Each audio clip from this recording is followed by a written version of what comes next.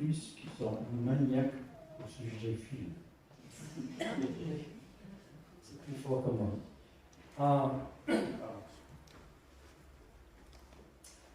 D'abord, merci pour tous les petits messages, les petits mots au sujet de mon anniversaire.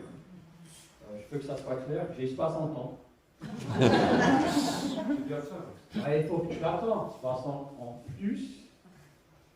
Calme. Ok. Et j'ai eu le privilège de manger avec ma famille le vendredi soir. C'est le plus beau cadeau que je peux recevoir. C'est de passer du temps avec ma famille. Je vous aime bien, et vous êtes bien rire quand même ma famille. Quand même. J'adore mes garçons, j'adore mes belles-filles, j'adore ma femme, les petits-enfants. Wow, je suis gâté. En plus, on est vraiment pas très loin l'un de l'autre. Pour un pasteur américain qui vit en France, d'avoir toute sa famille autour de lui, c'est vraiment un miracle du Seigneur. Je me réjouis presque tous les jours, parce que ce n'est pas toujours le cas.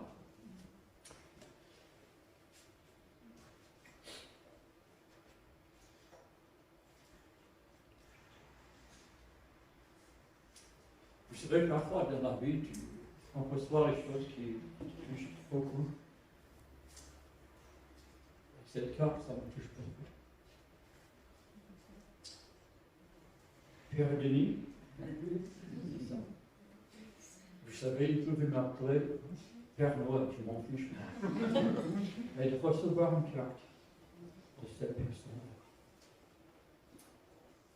Pour ça veut dire, je passe des bonnes vacances. Parce qu'on connaît un peu certaines de l'histoire. C'est un qui cherche à s'en sortir de cette galère qu'on appelle la vie parfois. Et de recevoir une carte comme ça, lui, ça me touche beaucoup.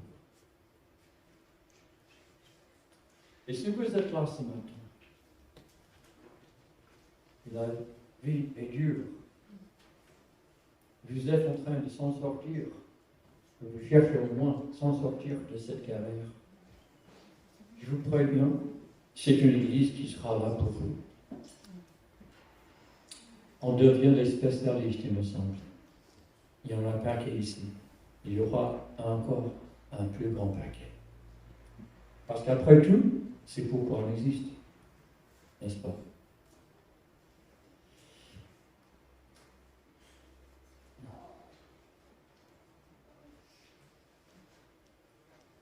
Ok. On va chercher à mettre en place le PowerPoint. Ils sont là. C'est vraiment. Voilà. Ça va venir. Entre-temps, je peux évoquer quelques histoires qui ne sont pas vraies, si ça vous intéresse. En tant que pasteur, je peux mentir. Je plaisante, bien sûr. Je peux ça clair. Je cherche à ne pas mentir. Comme vous. Et là, ça arrive des fois quand même. Surtout avec ma femme, parce que vous savez, parfois on me pose des questions qui sont plus difficiles à répondre. Et parfois, je crois, honnêtement, je triche un peu et je ne suis pas sûr que je suis toujours très honnête. C'est pas grave. Ouais. C'est pas grave. Ok? Pas encore? Ça va venir. Nous sommes toujours dans une série de messages au sujet, voilà, les uns des autres. Voilà, c'est super. Merci beaucoup. Nous vivons dans ce monde de Covid, n'est-ce pas? La pauvreté, même en Europe. L'injustice, l'abus du pouvoir, on marche sur les autres.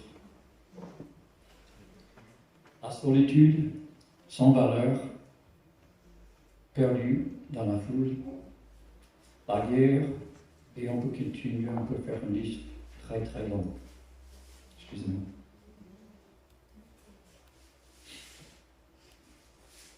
Et nous avons dit la semaine dernière, il y a 2 semaines, j'étais dans un autre endroit il y a 1 semaine, n'est-ce pas, Madame Cosset?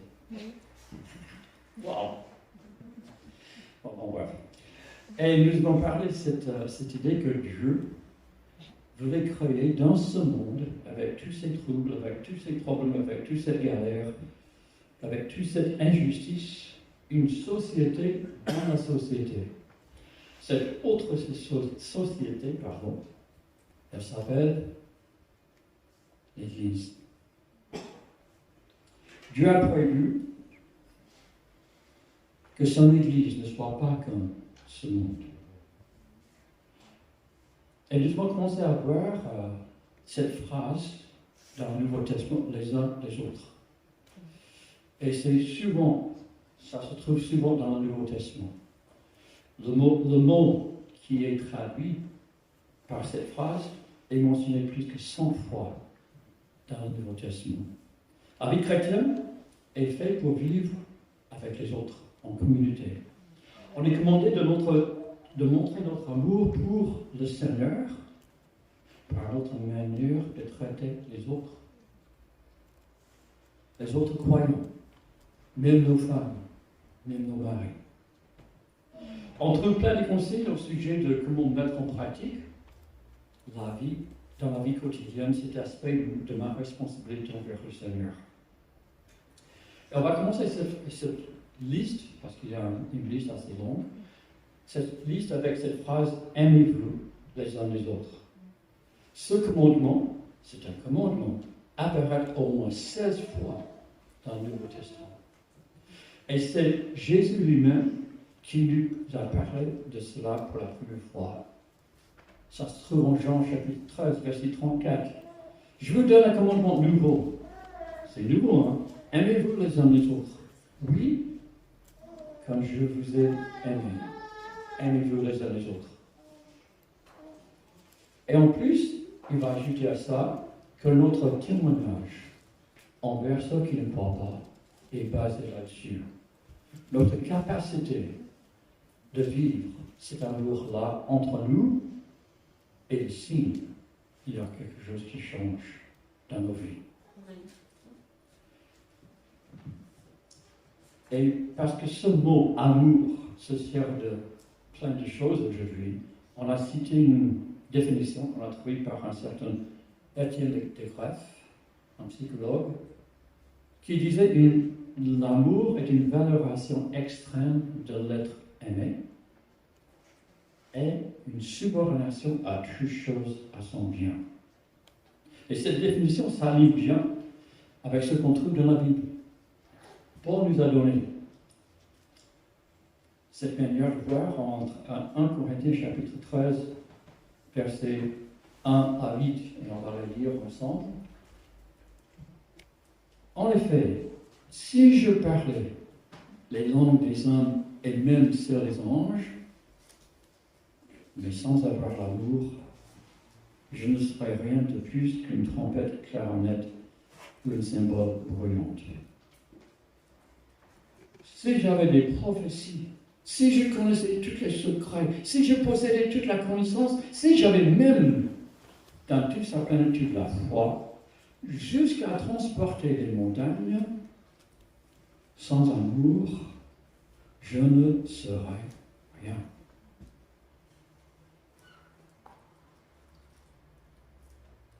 Si même je sacrifiais tous mes biens et jusqu'à ma vie pour aider les autres, au point de pouvoir m'en vanter, sans amour, cela ne me servirait de rien.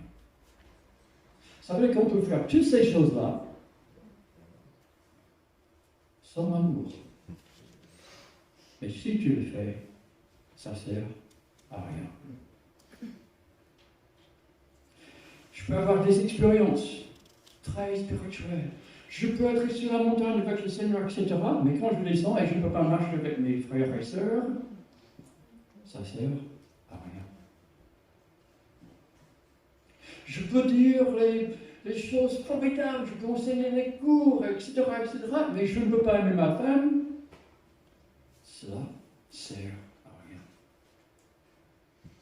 En tant que pasteur, ma crédibilité, quand j'enseigne, Quand je conseille est basé sur ma capacité de montrer l'amour envers cette Église, envers le monde et surtout envers ma propre famille. Sinon, je n'ai rien à vous dire. Ça ne sert à rien. Et je dois admettre que le plus grand challenge que j'ai dans ma vie, écoutez-moi bien, c'est d'aimer ma femme comme Christ aime l'Église. Ça veut dire qu'il a donné sa vie pour l'Église. Ça veut dire qu'autant que mari, je n'ai pas le choix. Et c'est un challenge énorme. Jour après jour. Parce qu'elle n'est pas toujours très aimable. Moi non plus. Et en plus, vous, c'est pire. Mais c'est la vérité. La barre, moi, autant que mari, est tellement haute. Et puis, pour va dire après ce que ça veut dire d'aimer quelqu'un. Ça commence dur. L'amour est patient, sauf avec ta femme. Il est plein de bonté, l'amour. Il n'est pas envieux. Il ne cherche pas à se faire valoir. Mais j'ai besoin d'attention. Il ne sent pas d'orgueil. Il ne fait rien d'inconvénient. Il ne cherche pas son propre intérêt. Je crois que je vais changer quelque chose là-dedans. Il ne s'agrippe pas contre les autres. Il ne traîne pas le mal. Tu te souviens ce que tu as dit il y a 5 ans? Tu te souviens ça? Oh, je l'autre. Bon. L'injustice attriste, la vérité le préjuge.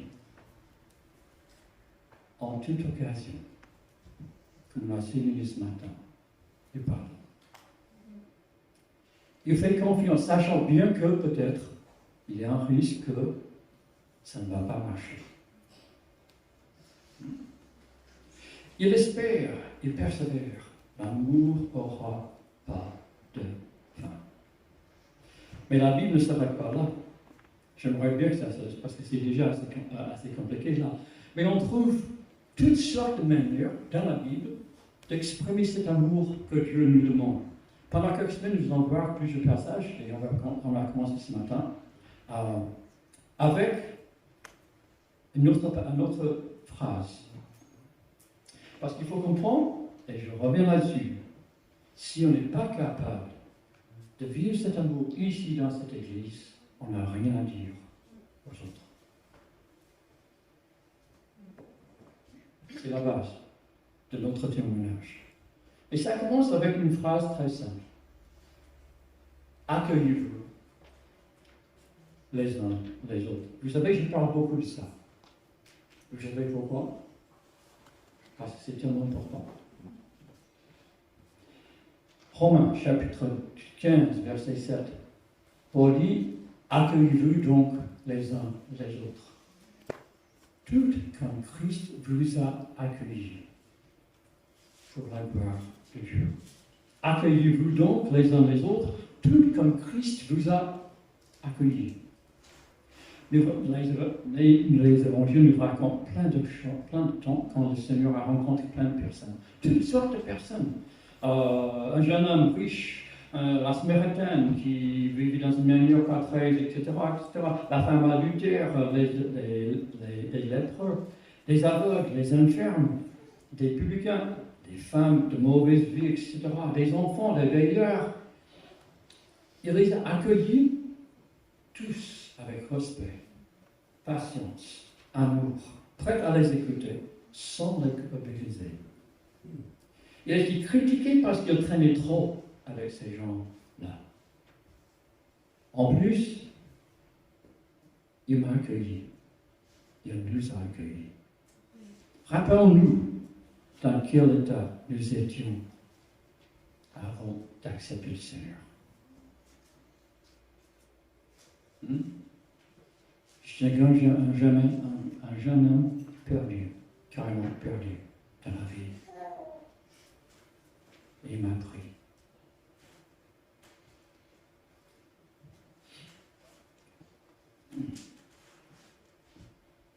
Paul dit, lorsque nous étions encore sans force, pécheurs, même ennemis, nous avons été réconciliés avec Dieu. Nous étions guère intéressants ou dignes de son amour au moment de notre conversion. Et pourtant, le Christ nous a été accueillis tels que nous étions. Avec notre diversité de tempérament, avec notre caractère bizarre, il nous a montré le respect. Avec nos préjugés, avec nos faiblesses, avec nos idées fausses. Il nous a supportés, n'est-ce pas? Et il nous supporte encore, n'est-ce pas? Malgré les gens bizarres. Parce qu'il y en a, même dans cette église. Et peut-être ça commence avec les pasteurs. Surtout l'un. Celui qui n'est pas le plus beau. Je vous laisse décider ça. Je suggère que c'est lui qui est le plus petit qui est le plus beau.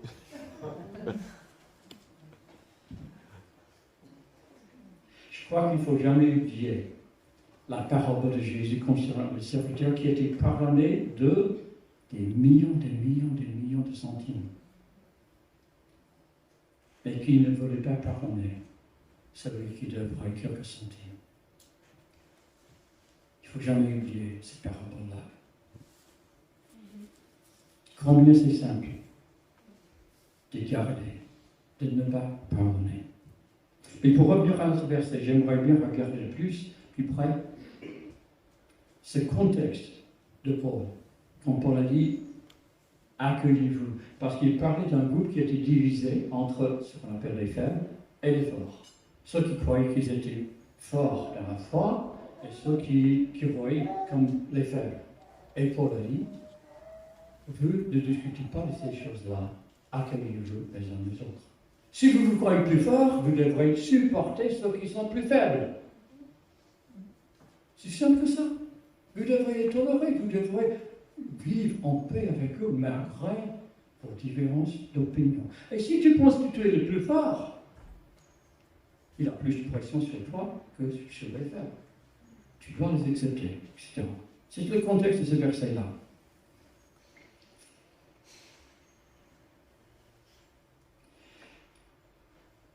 Il y a plein de choses qui divisent les églises, n'est-ce pas? Il y a plein de choses qui arrêtent le travail du Seigneur dans les églises. Et c'est rare que ça soit des choses sérieuses. Écoutez-moi bien. C'est rare que ce soit les doctrines de base au sujet de Jésus-Christ. Souvent des choses qui ne sont pas si importantes que ça qui nous divise. Pur et simple. Et c'est exactement de quoi que Paul parlait. Bien sûr, ça ne veut pas dire qu'on accepte le péché. En principe, si on voit un frère ou une sœur en train de vivre dans le péché, on a besoin de les prévenir, de leur parler. Et Jésus nous parlait de ça. S'il s'agit de quelque chose de beaucoup plus fort, comme celui de la doctrine de Jésus-Christ, ça c'est autre chose. Mais il y a plein de choses qui ne sont pas si claires que ça. Il y a une grande divergence dans le corps de Christ. Et on n'a pas besoin de faire de bagarre au sujet de ces choses-là. C'est tout. Souvent, les conflits viennent, selon Jacques. Je vous laisse lire.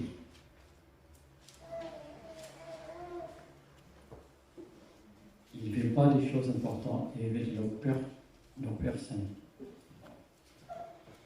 Il vient de ces désirs d'être valorisé, il vient de ce désir de se voir, il vient de cette idée que Jacques dit,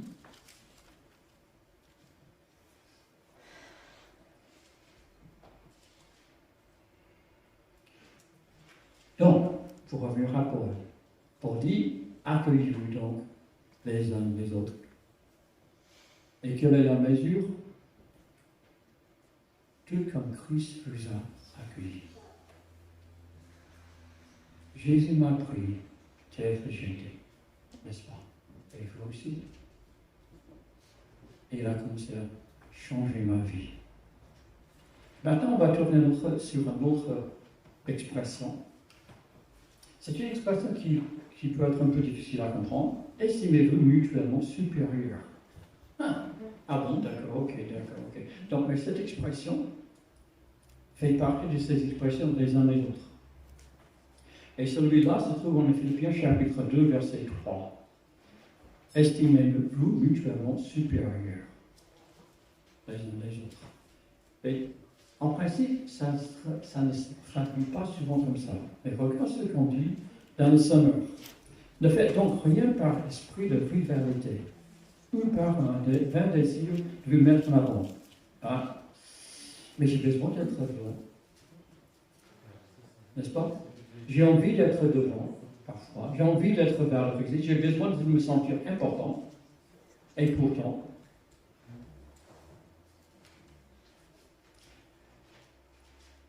au contraire, par humilité, considérez les autres comme plus importants que vous-même. Et que chacun regarde non ses propres qualités, mais celles des autres. Ou dans le français courant. Ne faites rien par esprit de rivalité ou par désir inutile de briller, mais avec humilité, considérez les autres comme supérieurs à vous-même. Que personne cherche son propre intérêt, mais que chacun de vous pense à celui des autres. Et en même temps, ça c'est pourquoi c'est pas facile cette phrase. Paul dit, en vertu de la grâce que Dieu m'a faite, voici ce que je dis à chacun d'entre vous. N'allez pas au-delà de ce que vous devrez prétendre. Tendez au contraire à une sage appréciation de vous-même. Chacun son appart que Dieu lui a confié. Mais comment faire les deux? Comment faire les deux? Comment avoir une bonne image de moi-même et valoriser aussi les autres? C'est un peu contradictoire pour certains. Pas du tout. Parce qu'il faut comprendre, pour valoriser les autres, pour donner plus de valeur aux autres, je dois être bien dans ma propre peau. Si on court à droite et à gauche pour faire plaisir, simplement pour faire plaisir, pour être valorisé, si on est toujours en train de faire quelque chose pour les autres, pour qu'ils pensent que nous sommes importants, c'est pas la même chose. Mais quand je sais, j'ai une bonne connaissance de ma propre valeur, ma propre place avec le Seigneur, là je peux servir, je peux mettre les autres devant moi, et ça ne me gêne pas. Au contraire. Parce que je sais que j'ai une valeur. Je n'ai même pas besoin qu'ils m'approuvent. Je n'ai même pas besoin qu'ils m'apprécient. Je peux servir sans être remercié même. Pourquoi? Parce que je suis bien dans ma peau. C'est ça l'équilibre. Et donc, Paul dit, vous devrez être bien convaincu de votre propre valeur pour servir ceux qui ont besoin de toi. Et comme ça, tu peux mettre leurs besoins devant tes besoins.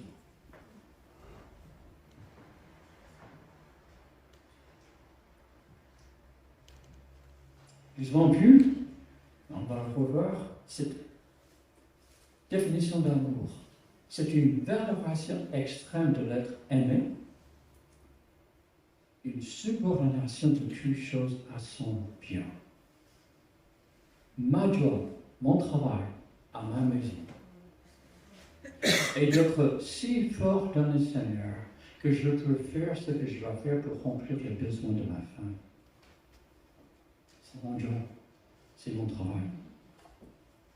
Et je ne le fais pas pour être valorisé. Je fais ça parce que je suis bien et que je peux servir les autres.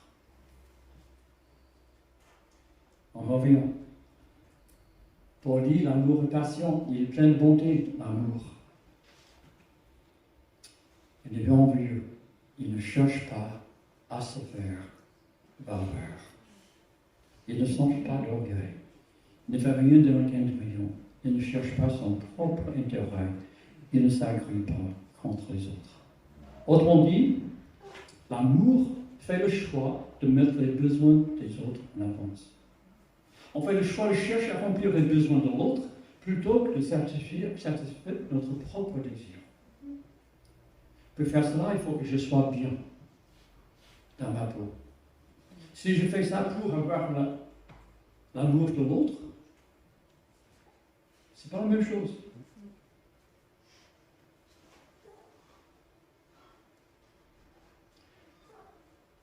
C'est pas que je dois être, on dit ça, un truc qui suit la terre. Je ne suis pas là quelqu'un qui est en train de suivre le truc qui est sur le sol et les autres qui... Non. Ça veut dire que je peux servir les autres, je peux remplir les besoins des autres, parce que je ne suis pas ça, je suis bien. C'est la différence. Je peux, parce que je suis bien dans ma propre peau, capable de servir les autres, de remplir les besoins des autres. Et puis, la troisième phrase qu'on va voir, honorez-vous les uns les autres. Et on trouve ça dans Romains chapitre 12, pardon. Verset 10. L'amour fraternel, soyez bien plein d'affection les uns pour les autres. L'estime mutuelle, soyez les premiers à le manifester. Pour mieux comprendre ce verset-là, il faut comprendre aussi le contexte. Paul était en train de parler des gens qui faisaient semblant d'être spirituels, d'être anges, etc. Regarde ce qu'il dit. Quant à l'amour fraternel, soyez pleins d'affection les uns pour les autres. Quant à l'honneur mutuel et l'estime mutuelle, quoi? Faites passer les autres avant vous. Nous remarquons que l'honneur est mentionné immédiatement après l'évocation de l'amour fraternel. Au chapitre suivant, chapitre 13, verset 7, Paul dit rendez à tous ce qui leur est dû, l'honneur à qui vous devrez l'honneur.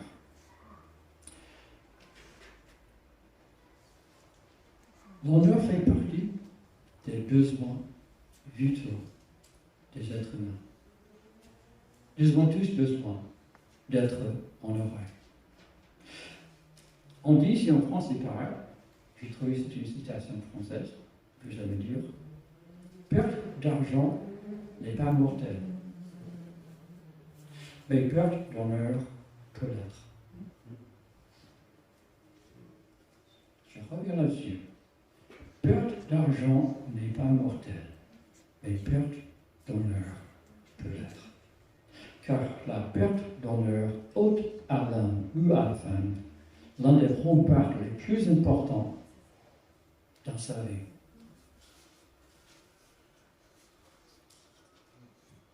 Une personne sans honneur est capable de tout.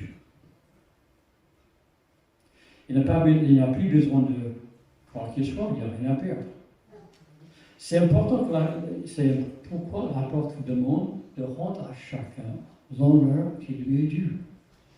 Vis-à-vis des sœurs et frères, il faut être les premiers à leur témoigner. On dit, vous aimez être honoré. Commencez par honorer les autres.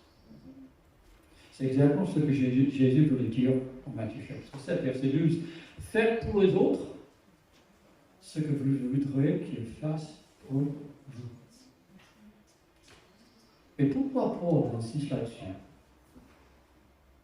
C'est parce que c'est un besoin de nous tous. On a tous besoin d'être honorés. Et comment faire ça? Moi, j'ai quelques idées que j'ai trouvées dans ce bouquin, il faut comprendre. Comment honorer?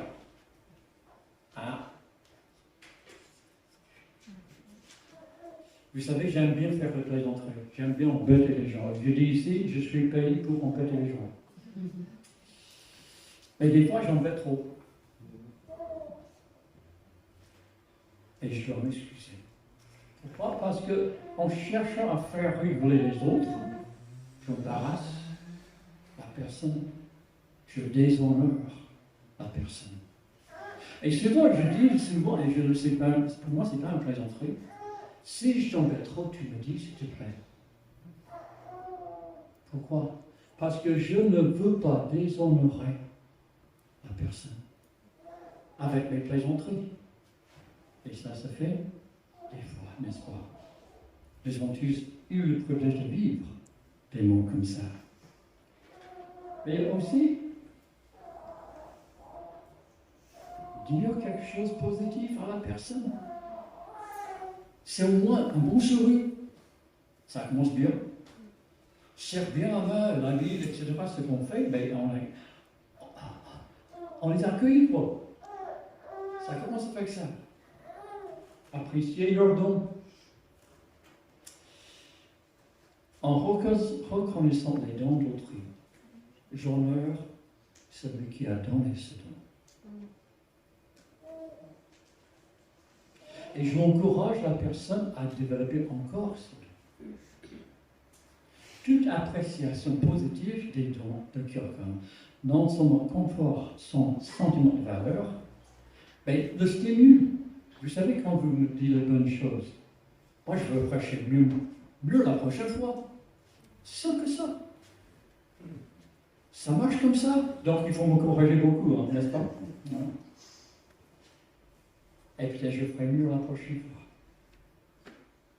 J'ai eu le privilège de faire partie d'une équipe des formateurs qui présentent une formation dans le sud de la France il y a quelques années. Et dans cette formation, on insiste beaucoup sur cet aspect de valorisation, de l'affirmation de la personne. On fait même des exercices où on est obligé de regarder la personne en face et dire quelque chose de positif à la personne. Par exemple, j'aime bien ta robe, ça te va très bien. J'aime bien cette couleur, je sais pas. Je ne flatte pas, c'est honnête. Il ne faut pas tricher non plus. Il ne faut pas dire, ah, je délire, tu es beau, sans cheveux. Tu peux dire que tu seras plus beau avec les cheveux, non. Mais dire les choses positives, simplement comme ça. Donc j'étais dans cette formation, et un homme se levait, il pleurait. Il avait 45 ans. Il était pasteur depuis 15 ans. Il a dit, c'est la première fois de ma vie qu'on ne m'a jamais donné un compliment. Une église évangélique, un pasteur sincère, à fond, dans le ministère, c'est la première fois qu'on ne m'a jamais donné un compliment.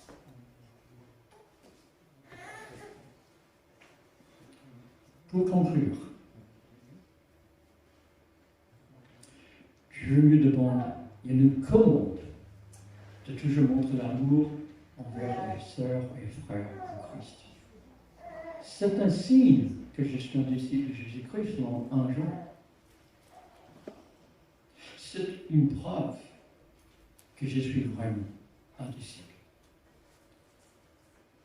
Et en plus, ça montre au monde que nous sommes les croyants. Ça témoigne de la présence de Dieu. Plus que nos chants, plus que nos mains, plus que nos prières. Tout ça ne sert à rien si on n'est pas capable d'aimer nos frères et sœurs et de les montrer. Chaque non-croyant qui entre, qui traverse ces portes, qui nous rend visite, doit vivre ce moment-là avec nous, doit le voir avec nous. Autrement dit, personne ne peut dire il ne veut pas de moi. Je meurs. Chaque personne qui traverse ces portes doit être obligée de traverser plusieurs personnes pour sortir. N'est-ce pas? On les embrasse. Oh, mais pas trop, bien sûr, il faut faire doucement parce qu'en France, il faut comprendre. Est-ce que tu serres la main? Est-ce que tu fais la bise? Est-ce que tu fais ça? Est-ce que tu fais ça? On sait rien, mais tu fais ce qu'ils font. tu suis. Et il faut comprendre, au début, j'ai vraiment pleuré. Quand est-ce que tu commences à faire la bise? Tu commences comme ça. Tu as la main prête. Donc, si la personne fait ça, tu es là. Si la personne fait ça, tu sais, c'est le temps de commencer la bise. Parce que la main reste ici, la tête baisse comme ça, et on fait la bise. Vous avez compliqué les Français. Et maintenant, là, est-ce qu'on fait ça, on serre la main, est-ce qu'on... Oh là là là là. Mais personne ne doit sortir sans sentir sa valeur chez nous. Personne ne va sentir en disant qu'ils sont gonflés dans cette église. Personne n'a parlé. Hein. Ils sont tous si spirituels, ils chantent, tout ça, ils lèvent les mains, mais personne ne parle. Personne doit dire, j'ai pas de valeur dans cette église. Si vous êtes là depuis des siècles, ou si vous êtes là depuis 2 semaines, tu devrais vous sentir accepté, aimé, valorisé. Et c'est à nous de trouver la manière de le faire. Pas eux, n'est-ce pas? Donc nous avons vu 3 choses pour montrer cet amour. Accueillir les gens.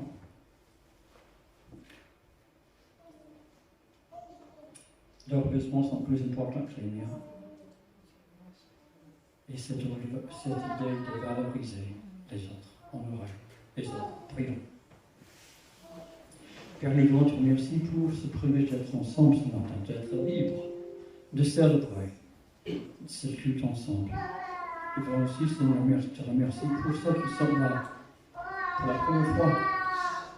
Et on prie vraiment que tu nous aides à montrer à l'autre, notre Père, cet amour qui cherche, cette aide que tu cherches.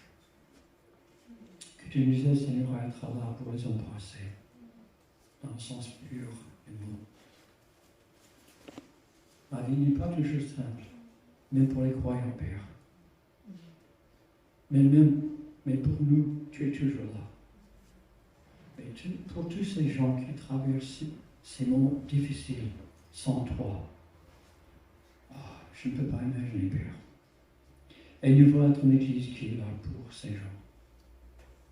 Pour cette personne qui a écrit cette carte.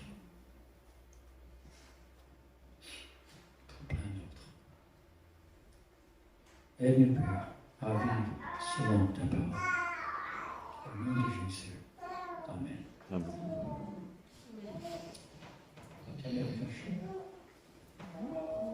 On a le chant, David.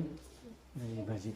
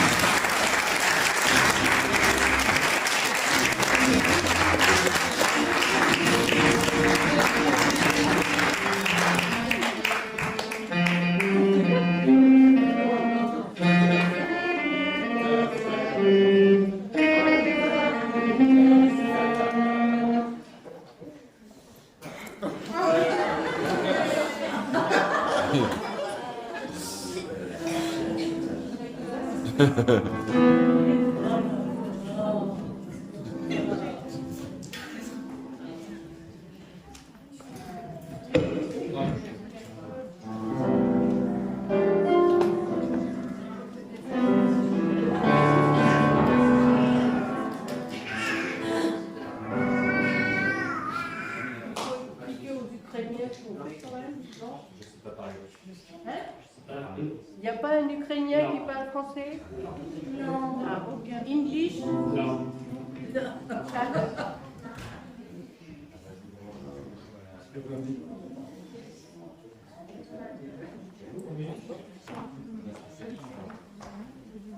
Brigitte a une petite surprise pour Denis, ça lui tenait à cœur.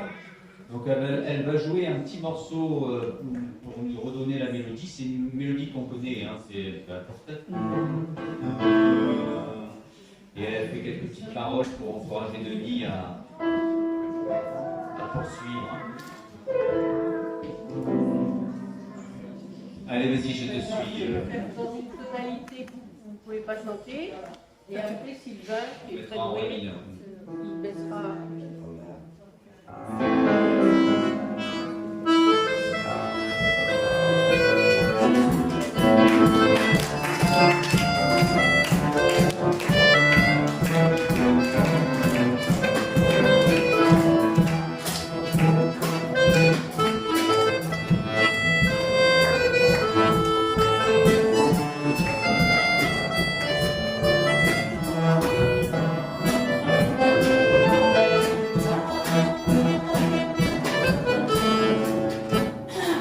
On va le reprendre avec on n'a pas répété, donc on va essayer d'apprivoiser. Hein. Voilà. Donc c'est pour toi, Denis. C'est aujourd'hui.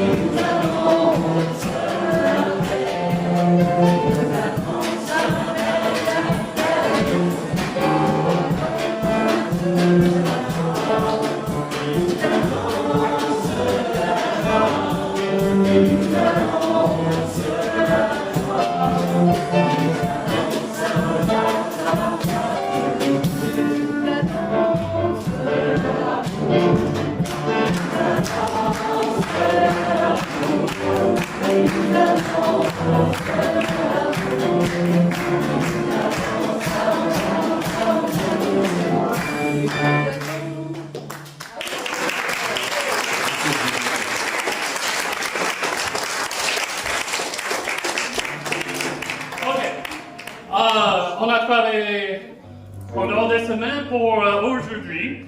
Donc, Denis, le pique-nique n'est pas que juste pour s'amuser, mais aussi de fêter ton anniversaire.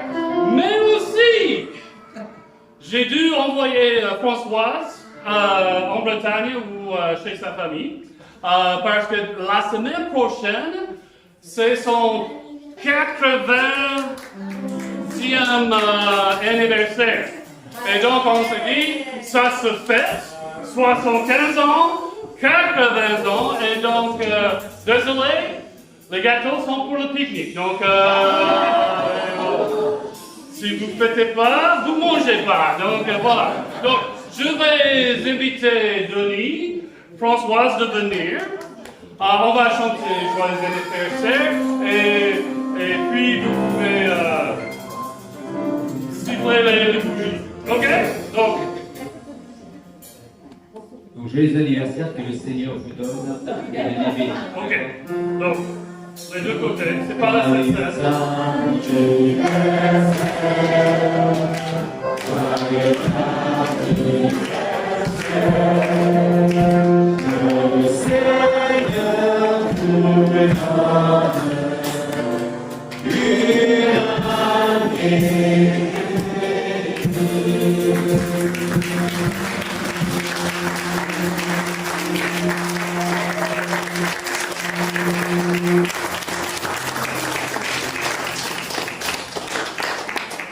Et à vous. Ouais. Ouais.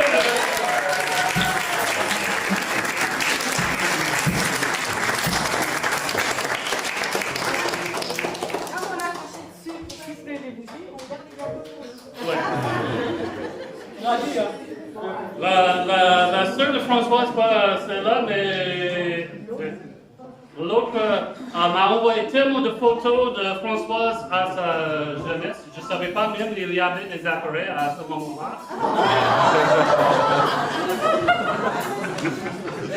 Ah oui. Mais Mais j'ai changé portable et j'ai perdu toutes les photos, donc je dois demander encore des photos. Mais en tout cas, on voulait souhaiter vraiment un anniversaire à notre frère, notre pasteur et notre sœur.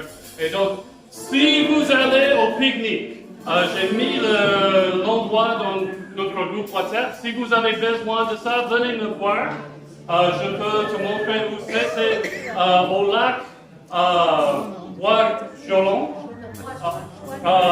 Voilà. Mais la côté voilà. Donc, venez me voir si vous voulez aller.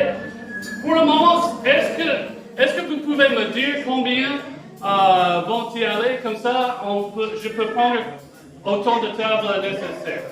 Ok, une vingtaine, trentaine. Ok, ça marche, merci. Donc, voilà. Je pense que c'est tout. On va compter? Il y a un choix? Non. Vas-y. Moi, je voudrais aussi remercier Alexis qui filme tous les dimanches et qui met sur Facebook. Et je peux vous dire que c'est du beau.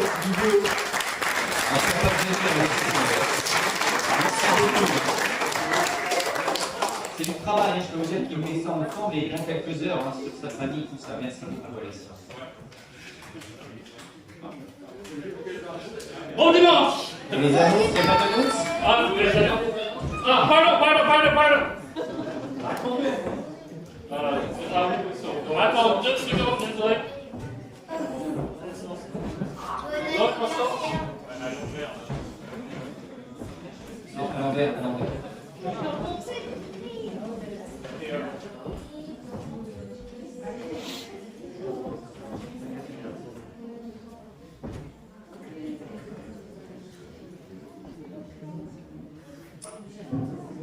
Je crois que je peux faire pour Françoise aussi. Merci beaucoup. J'attendais pas vraiment ça.